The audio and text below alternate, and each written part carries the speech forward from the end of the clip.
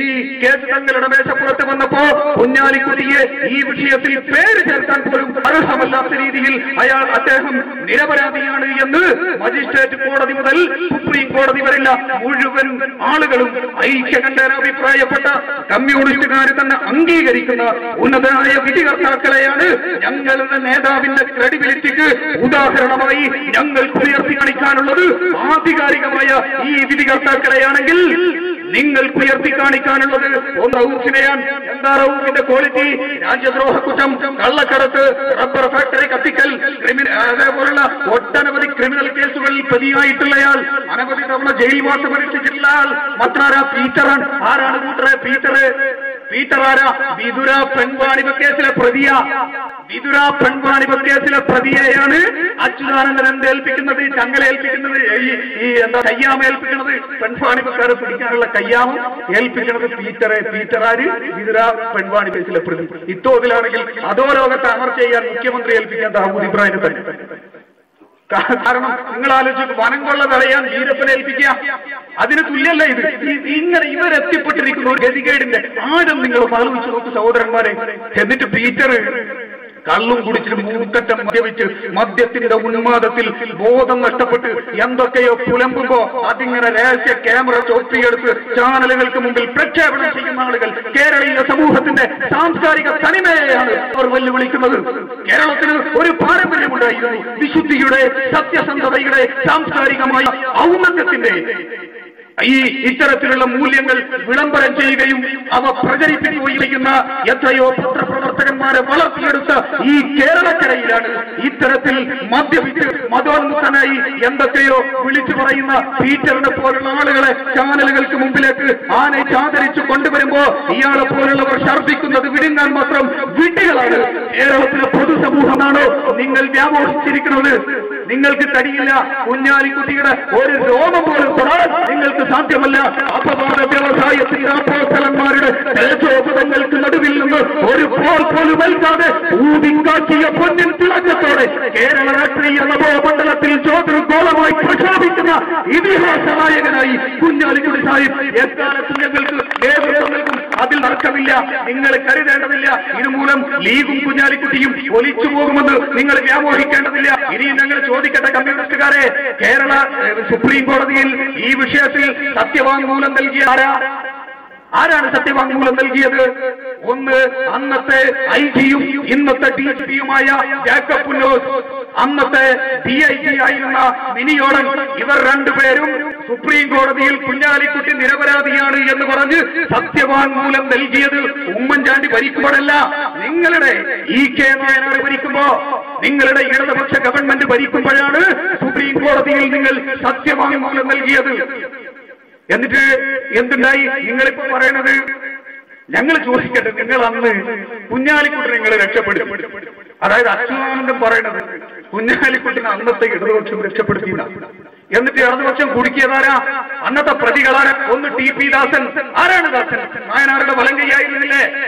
CPM-ന്റെ സമുന്നതനായ നേതാവായിരുന്നില്ലേ TP ദാസൻ? ഇപ്പോഴും അദ്ദേഹം sports കൗൺസിലിന്റെ പ്രസിഡന്റാണ്. മറ്റൊന്ന് CPI നേതാവ് ബാലഗോപാലൻ. ഇങ്ങനെ സ്വന്തം മുന്നണിയിലെയും തന്റെ വലങ്കയുമായ ആളുകളെ ഈ പെൺവാണിഭത്തിൽ ബോധപൂർവ്വം കുടുക്കിയിട്ട് കുഞ്ഞാലിക്കുട്ടിനെ ഈ ഇടതുപക്ഷം സംരക്ഷിച്ചു എന്ന് പറഞ്ഞാൽ അതെങ്ങനെയാണ് കൂട്ടരെ വിശ്വസിക്കുക? നിങ്ങൾ പറയും, എങ്ങനെ ഞങ്ങൾ വിശ്വസിക്കും നിങ്ങൾ പറയുന്നത്? തന്നെയുമല്ല. എന്നിട്ട് ഇപ്പൊ പറഞ്ഞു നടക്കണം എന്താന്ന് പറഞ്ഞാല്, ഇത് അച്യുതാനന്ദനെ സംബന്ധിച്ചിടത്തോളം ഇത് വരുത്തി തീർക്കാൻ അച്യുതാനന്ദൻ ശ്രമിക്കുന്നത് എന്ത്? അന്ന് നായനാരും ഇടതുപക്ഷവും കുഞ്ഞാലിക്കുട്ടിയെ സംരക്ഷിച്ചു എന്ന് വരുത്തി തീർക്കേണ്ടത് അച്യുതാനന്ദന്റെ ആശയ. അത് CPM-ന് വലിയൊരു വിഭാഗത്തിനറിയാം. കാരണം EK നായനാർ ജീവിച്ചിരിക്കുന്ന കാലത്ത് അദ്ദേഹത്തെ പരാജയപ്പെടുത്താൻ 18 അടവും പയറ്റി പരാജയപ്പെട്ട വ്യക്തിയാണ് DS അച്യുതാനന്ദൻ. ഒരുപാട് ശ്രമിച്ചു നോക്കിയിട്ടുണ്ട് ഈ EK നായരെ തരം താഴ്ത്താൻ, പക്ഷേ കഴിഞ്ഞിട്ടില്ല.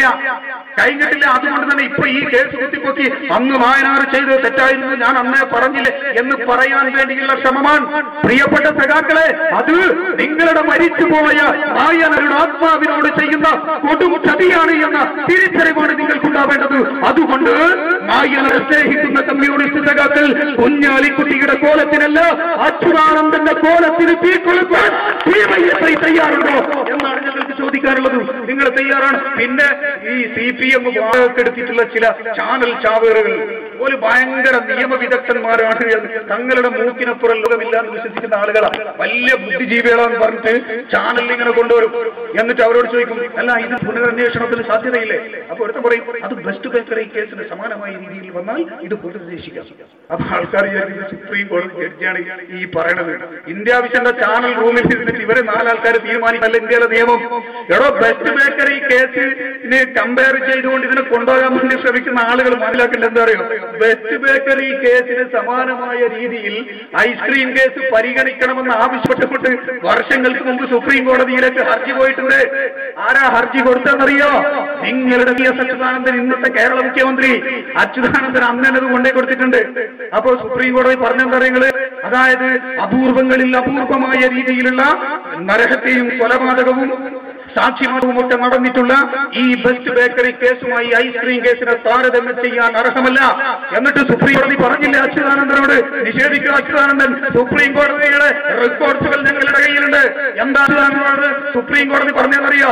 ഇനിയും ഐസ്ക്രീം കേസുമായി സുപ്രീം കോടതിയുടെ പടി കയറിയാൽ നിങ്ങൾക്കെതിരെ കോടതിയുടെ കേസെടുക്കുമെന്ന് പറഞ്ഞ അച്യുതാനന്ദനെ താക്കീത് ചെയ്തു വിട്ടതാണ്. ഇതിൽ പരം ഞങ്ങൾ എങ്ങനെയാണ് ഞങ്ങളുടെ നിരപരാധിത്വം തെളിയിക്കേണ്ടത്? കൂട്ടരെ, ഞങ്ങൾ എങ്ങനെയാണ് തെളിയിക്കേണ്ടത്? സംസ്ഥാന ജനറൽ സെക്രട്ടറി സ്ഥാനം രാജിവെച്ചു കുഞ്ഞാലിക്കുടി സാഹിബ്, മന്ത്രിസ്ഥാനം രാജിവെച്ചു. ആർജവത്തോടെ ആരോപണത്തെ നേരിട്ട് അഗ്നിശുദ്ധി വരുത്തി അദ്ദേഹം തിരിച്ചു വന്നു, അല്ലേ? എന്നാൽ നിങ്ങൾ എന്താ ചെയ്തത്? അതിന്റെ വശങ്ങളിലേക്ക് വരാം. പിന്നെ ഇതിൽ പരം ഞങ്ങൾ എന്താണ് ചെയ്യേണ്ടത്? പിന്നെ ചില ആളുകളുടെ താല്പര്യം,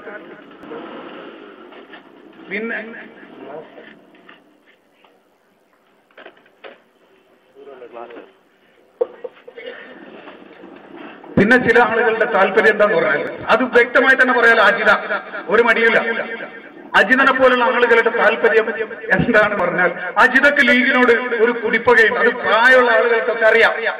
അജിതയെ കുറിച്ച് കേരളത്തിലെ പൊതുസമൂഹത്തിന് ഞാൻ പരിചയപ്പെടുത്തേണ്ടതില്ലല്ലോ. 12ാമത്തെ വയസ്സിൽ ഒരു കാക്കി ട്രൗസർ ഇട്ട് വയനാട് കേട്ടിലേക്ക് കയറിയ ആ പെണ്ണിന്റെ ചരിത്രം മാലോകർക്കൊക്കെ അറിയാം. പക്ഷേ ഗൗരവത്തോടുകൂടി നമ്മൾ ഒരു കാര്യം മനസ്സിലാക്കും. കഴിഞ്ഞ ആഴ്ച കേന്ദ്ര സർക്കാർ വിളിച്ചുകൂട്ടിയ ആഭ്യന്തര സുരക്ഷയുമായി ബന്ധപ്പെട്ട് കേന്ദ്ര സർക്കാർ വിളിച്ചുകൂട്ടിയ മുഖ്യമന്ത്രിമാരുടെ യോഗത്തിൽ പൊട്ടിത്തെറിച്ചുകൊണ്ട് നമ്മുടെ ബഹുമാന്യനായ പ്രധാനമന്ത്രി മൻമോഹൻ സിംഗ് ഒരു കാര്യം ഗൗരവത്തോടെ സൂചിപ്പിക്കുകയുണ്ടായി. മുഴുവൻ പത്രങ്ങളുടെയും ഒന്നാമത്തെ പേജുകളിൽ ആ വാർത്ത വന്നിരുന്നു. എന്തായിരുന്നു? ഇന്ത്യ രാജ്യം ഇന്ന് അഭിമുഖീകരിച്ചുകൊണ്ടിരിക്കുന്ന ഏറ്റവും വലിയ പ്രശ്നങ്ങളിൽ ഒന്ന് നക്സലൈറ്റ് ഭീഷണിയാണ്. നക്സലൈറ്റ് ഭീഷണി നമ്മൾ കാണുന്നില്ലേ, കേൾക്കുന്നില്ലേ?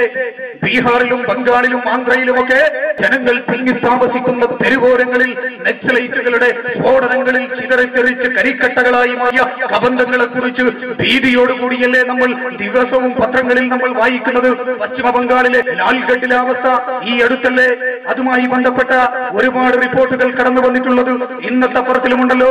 ആന്ധ്രയിൽ നക്സലൈറ്റ് ആക്രമണത്തിൽ മരണപ്പെട്ട 5ഓളം യുവാക്കളുടെ ചിത്രങ്ങൾ. ഈ രീതിയിൽ ഇതിനേക്കാൾ ഭീകരമായ രീതിയിലേക്ക് കേരളം നക്സലൈറ്റ് ഭീഷണിയിലേക്ക് പോകുമായിരുന്നു. 1970-കളിൽ വയനാടൻ കാടുകൾ കേന്ദ്രീകരിച്ച് നക്സലൈറ്റുകൾ കേരളത്തിന്റെ സാമൂഹിക ജീവിതത്തിന് അസ്വസ്ഥ സമ്മാനിച്ചുകൊണ്ട് ഭീകരമായ രീതിയിൽ അവർ തേർവാഴ്ച നടത്തി. കേരളത്തിലെ പൊതുസമൂഹം ഇങ്ങനെ ഇറങ്ങലിച്ചിരിക്കുന്ന ഘട്ടം. അന്ന് എന്ത് ചെയ്യണം, ഈ നക്സലൈറ്റുകളെ എങ്ങനെ അമർച്ച ചെയ്യും എന്നറിയാതെ ആളുകൾ ഇങ്ങനെ പിടിച്ചു നിൽക്കുന്ന ഘട്ടം. അന്ന് കേരളത്തിന്റെ ആഭ്യന്തരമന്ത്രി ഞങ്ങളുടെ അഭിമന്യനായ CH മുഹമ്മദ് കോയ സാഹിബായിരുന്നു. CH മുഹമ്മദ് കോയ സാഹിബ് ആർജവത്തോടെ പോലീസുകാരോട് പറഞ്ഞു, വയനാടൻ കാടുകളിൽ ഒളിച്ചിരിക്കുന്ന മുഴുവൻ നക്സലൈറ്റുകളെയും വെടിവെച്ചുകൊല്ലാൻ. CH മുഹമ്മദ് കോയ സാഹിബ് എന്ന ആഭ്യന്തരമന്ത്രി അന്ന് കൽപ്പന പുറപ്പെടുവിച്ചു. പോലീസുകാർ ആ കൽപ്പന അക്ഷരം പ്രതി നിറവേറ്റി വയനാടൻ കാടുകളിലേക്ക് ഇറങ്ങിച്ചെന്ന് മുഴുവൻ നക്സലൈറ്റുകൾക്ക് നേരെയും വെടിവെച്ചു. പലരും മരണപ്പെട്ടു. ആ മരണപ്പെട്ടവരുടെ കൂട്ടത്തിൽ അജിതയുടെ മനസ്സാക്ഷി സൂക്ഷിപ്പുകാരനായ വർഗീസും ഉണ്ടായിരുന്നു. അങ്ങനെ വർഗീസിനെ കൊന്ന ആഭ്യന്തരമന്ത്രി CH മുഹമ്മദ് കോയ സാഹിബിനോട് പ്രതികാരം ചോദിക്കാൻ ഇവരൊരുങ്ങി. അങ്ങനെയാണ് ആരാണോ അജിതയെ കേരള രാഷ്ട്രീയത്തിലേക്ക് കൊണ്ടുവന്നത്, ആരാണോ അജിതയുടെ രാഷ്ട്രീയ ഗുരുനാഥൻ, ആ രാഷ്ട്രീയ ഗുരുനാഥനായ മാരാർ ആഭ്യന്തരമന്ത്രി CH മുഹമ്മദ് കോയ സാഹിബിനെ സന്ദർശിക്കാനെന്ന വ്യാജേനെ അദ്ദേഹത്തിന്റെ നേർക്ക് ആസിഡ് ബോംബ് എറിഞ്ഞു. CHന്റെ ഗൺമാൻ ആസിഡ് ബോംബ് തട്ടി അത് ചുമരിൽ പോയി പതിച്ചു. CHന്റെ മുഖം വികൃതമായി. പിറ്റേ ദിവസം തലശ്ശേരിയിൽ വന്ന് 10,000-കണക്കിന് ആളുകൾ അഭിസംബോധന ചെയ്തു. മഹാനായ CH മുഹമ്മദ് കോയ സാഹിബ് പറഞ്ഞു, എന്റെ മുഖത്ത് ആസിഡ് ബൾബ് കൊണ്ടേറ്റ മുറിവിന്റെ പാടുകൾ മരുന്നുകൊണ്ടുണക്കാൻ സാധിച്ചേക്കും. പക്ഷേ കേരളത്തിന്റെ സാമൂഹിക ജീവിതത്തിന് മുറിവേറ്റാൽ അത് മരുന്നുകൊണ്ടുണക്കാൻ സാധ്യമല്ല എന്ന് പറഞ്ഞു. അന്ന് CH മുഹമ്മദ് കോയ സാഹിബിനെ നശിപ്പിക്കാൻ വേണ്ടി അദ്ദേഹത്തിന്റെ മുഖത്ത് ആസിഡ് ബൾബെറിഞ്ഞ അതേ ആളുകൾ തന്നെയാണ് ഇന്ന് കുഞ്ഞാലിക്കുട്ടി സാഹിബിനെ നശിപ്പിക്കാൻ വേണ്ടി അദ്ദേഹത്തിന്റെ നേർക്ക് അപവാദത്തിന്റെ നുണബോംബുകൾ എറിയുന്നത് എന്ന കാര്യം തിരിച്ചറിയാനുള്ള വിവേകം പ്രിയപ്പെട്ട മുസ്ലിം ലീഗുകാരെ നമുക്കുണ്ടായിരിക്കേണ്ടതുണ്ട്. അജിതയുടെ സൂക്കേടതാണ്. അജിത വലിയ വർത്തം പറയുന്നുണ്ട്. അജിതന്റെ ഭർത്താവുണ്ടല്ലോ യാക്കൂബ് മിശ്രയുമാണ്. ഈ യാക്കൂബ് സ്പിരിറ്റ് കേസിലെ പ്രതിയായ സ്വന്തം ഭർത്താവ് ഇങ്ങനെ ഉരുണ്ടടിക്കുമ്പോ അജിത അതിനെ ന്യായീകരിക്കുക. അജിത പറയണു, എന്റെ ഭർത്താവിന് കള്ളക്കേസിലാ കുടിക്കുക.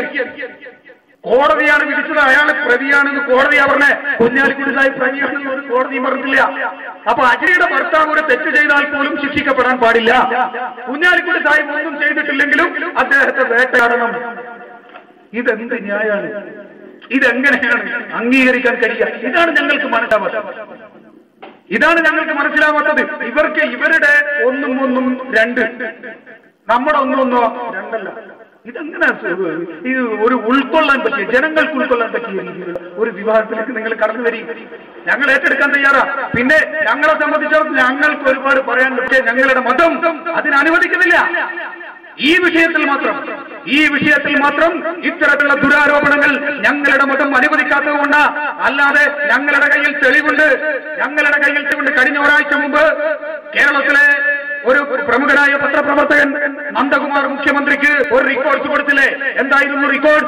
MA ബേബി എന്ന് പറയുന്ന കേരളത്തിന്റെ സാംസ്കാരിക വിദ്യാഭ്യാസ വകുപ്പ് മന്ത്രി, അതേപോലെ തന്നെ SFIയുടെ മുൻ നേതാവുമായിരുന്ന സിന്ധു ജോയിയും MA ബേബിയും തമ്മിൽ ആലപ്പുഴയിലെ ഹൗസ്ബോട്ടുകളിൽ ദിവസങ്ങളോളം റിസർച്ച് പേപ്പറിന്റെ പേരിൽ അവർ നടത്തിയ പല വിക്രിയകളെയും കുറിച്ച് ക്രൈമിന്റെ എഡിറ്റർ കൂടിയായ നന്ദകുമാർ ആധികാരികമായി തന്നെ മുഖ്യമന്ത്രിയെ നേരിട്ടറിയിച്ചു.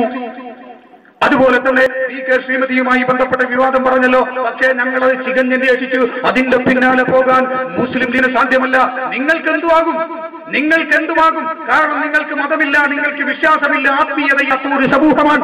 നിങ്ങൾക്കെന്ത് തെമ്മാടിത്തവും ചെയ്യാം, നിങ്ങൾക്കെന്ത് തെമ്മാടിത്തവും ചേരും. പക്ഷേ ഞങ്ങൾക്കത് സാധ്യമല്ല.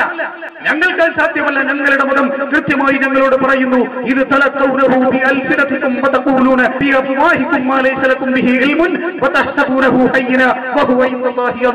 ലീഗിനെ തകർക്കാൻ വേണ്ടി ഇത്തരം ആരോപണങ്ങളുമായി പുറപ്പെടുന്ന സമുദായ സ്നേഹികൾ കൂടി ഖുർആനിലെ ഈ ആയത്ത് ഓർക്കണം. ഇത് തലക്കൗനഹു, നിങ്ങൾ ഇങ്ങനെ ഏറ്റെടുക്കുന്നു ആ വർത്തമാനത്തെ. നിങ്ങളുടെ നാവുകൾ കൊണ്ട്, നിങ്ങൾ പറയുകയും ചെയ്യുന്നു. നിങ്ങളുടെ വായകൾ കൊണ്ട്, നിങ്ങൾ അറിഞ്ഞിട്ടില്ലാത്ത, നിങ്ങൾക്ക് വ്യക്തമായി വിവരം ലഭിച്ചിട്ടില്ലാത്ത കാര്യങ്ങളെ കുറിച്ച് പൊടിപ്പും പൊങ്ങലും വെച്ച് നിങ്ങൾ ഇങ്ങനെ വിശദീകരിക്കുമ്പോ ഇതൊക്കെ നല്ല കാര്യമാണെന്നാണ് നിങ്ങൾ കരുതുന്നത്. പക്ഷേ പടച്ചതമ്പുരാന്റെ കോടതിയിൽ ഇതൊക്കെയും ഗൗരവപരമായ കുറ്റമാണ് എന്ന് ഖുർആൻ പറയുന്നു.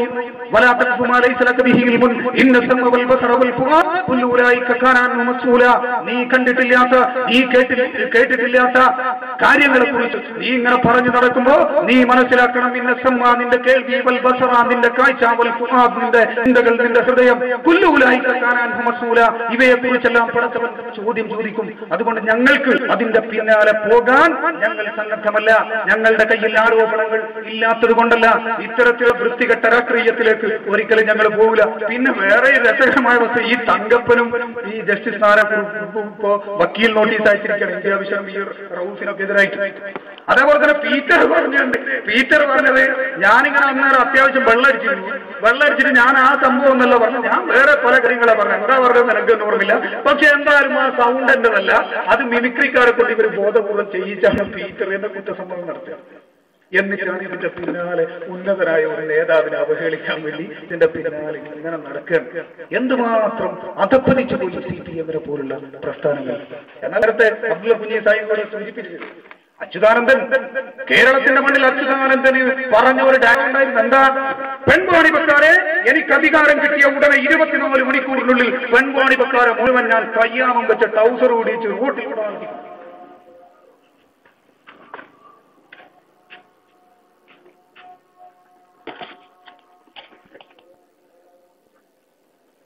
എന്നും പറഞ്ഞ ഒരു ഡയലോഗായിരുന്നു. അങ്ങനെ പെൺവാണിപ്പക്കാരൊക്കെ ഞാനിങ്ങനെ കയ്യാമം വെച്ചു റോട്ടിക്കൂടി നടത്തി.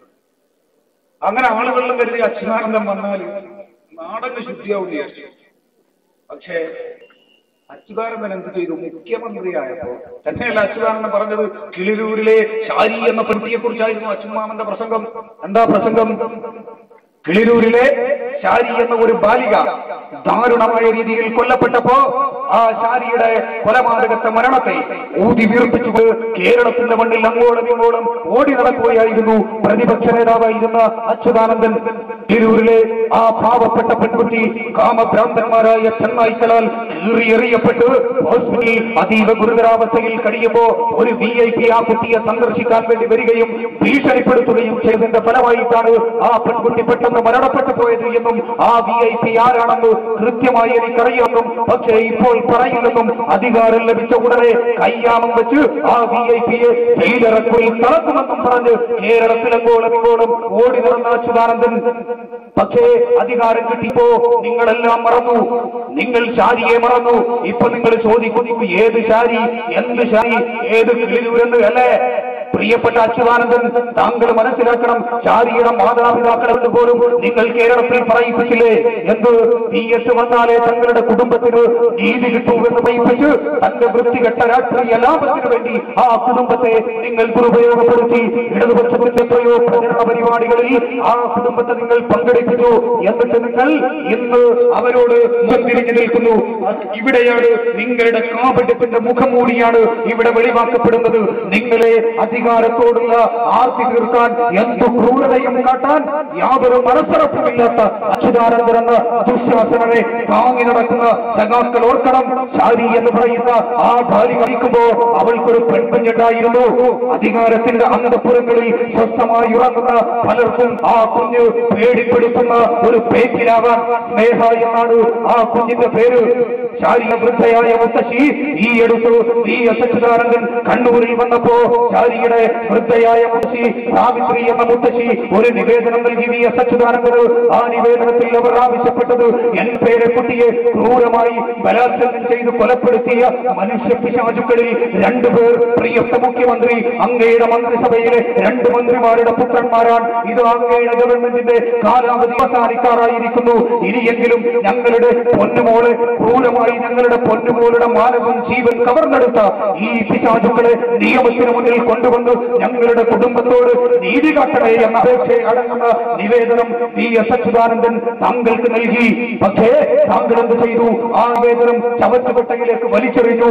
ഇത് കണ്ട ശാരിയുടെ കുടുംബം, ശാരിയുടെ മുത്തശ്ശിയും മാതാപിതാക്കളും സ്നേഹ എന്ന ആ പിഞ്ചു കുഞ്ഞും കൂടി നിങ്ങളുടെ വീടായ ക്ലിഫ് ഹൗസിന് മുന്നിൽ പ്രതിഷേധ ധർണയിരിക്കാൻ വന്നു. അങ്ങനെ ധർണയിരിക്കാൻ വന്നപ്പോ നിങ്ങൾ ക്ലിഫ് ഹൗസിന്റെ എയർ കണ്ടീഷൻ റൂമിലിരുന്നുകൊണ്ട് നിങ്ങൾ ആക്രോശിച്ചു.